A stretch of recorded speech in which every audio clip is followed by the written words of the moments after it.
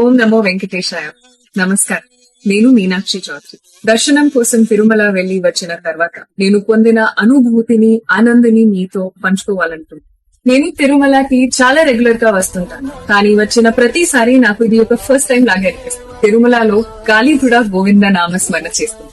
ఎన్ని టెన్షన్స్ ఉన్నా, ఎంత స్ట్రెస్ ఉన్నా, తిరుమలలో అడుగు పెట్టగానే మన మనసు ఒక ట్రాన్స్ లోకి వెళ్ళిపోతుంది. నన్ను నేను మర్చిపోయి ఆ గోవింద దర్శనం చేస్తున్నాను. దర్శనం కంప్లీట్ అయ్యాక నేను ఒక చిన్న విషయం నోటీస్ చేశాను. మన దర్శనం కోసం ఎంతో మంది ఎంత తెలియకుండా కష్టపడుతుంటారు.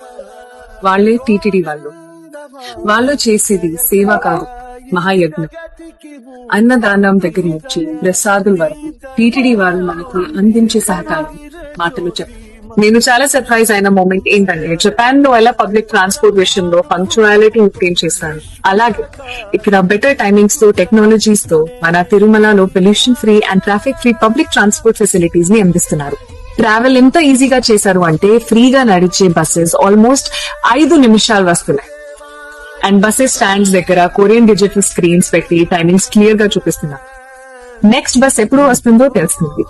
స్పెషలీ ఎల్డర్స్ కి చాలా హెల్ప్ఫుల్ గా ఉంది.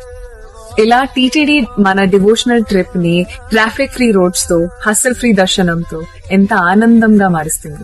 అందుకే ప్రతిసారి తిరుమల నుండి వెళ్తుంటే ఎంతో పీస్ గా ఉంటుంది. టీటీడీ వారికి థ్యాంక్స్ చెప్పాలనిపిస్తుంది. Tirumala is not just a temple place. మన హార్ట్ ని క్లీన్ చేసి, మన మైండ్ కామ్ చేసి, మనల్ని మనకి మళ్ళీ కనెక్ట్ చేసే ఒక డివైన్ ఎక్స్పీరియన్స్.